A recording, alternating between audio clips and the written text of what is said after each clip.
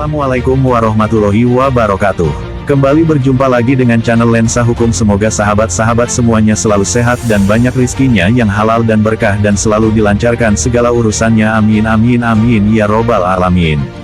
Pada pertemuan ke-7 ini, episode 3, kita akan membahas tentang mata kuliah pengantar ilmu hukum, dengan isi tema, Sistem Hukum Kontinental. Sistem hukum kontinental adalah suatu sistem hukum yang didasarkan pada kode hukum tertulis yang berlaku di negara-negara Eropa kontinental. Sistem ini berbeda dengan sistem hukum common law yang berlaku di negara-negara Commonwealth seperti Inggris dan negara lain yang pernah dijajah oleh Inggris. Salah satu ciri utama dari sistem hukum kontinental adalah pengaturan hukum secara terperinci dalam kode hukum yang telah ditetapkan. Contohnya adalah Kode Napoleon di Perancis yang menjadi dasar sistem hukum di negara-negara Eropa kontinental.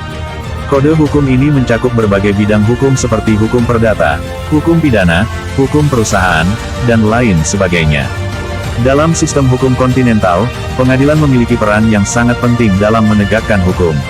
Para hakim di negara-negara dengan sistem ini diharapkan untuk hanya memutuskan perkara berdasarkan hukum yang tertulis tanpa mempertimbangkan putusan pengadilan sebelumnya seperti yang terjadi dalam sistem hukum common law. Selain itu, sistem hukum ini juga menempatkan peraturan hukum di atas segala-galanya.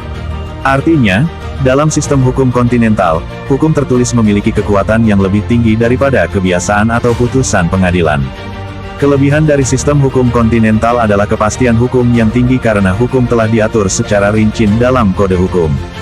Hal ini memudahkan para praktisi hukum dan masyarakat umum untuk memahami dan menerapkan hukum dengan jelas.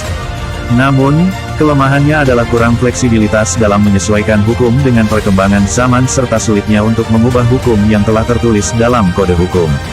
Secara kesimpulan, sistem hukum kontinental adalah sistem hukum yang didasarkan pada kode hukum tertulis yang mengatur secara terperinci berbagai aspek hukum di negara-negara Eropa kontinental.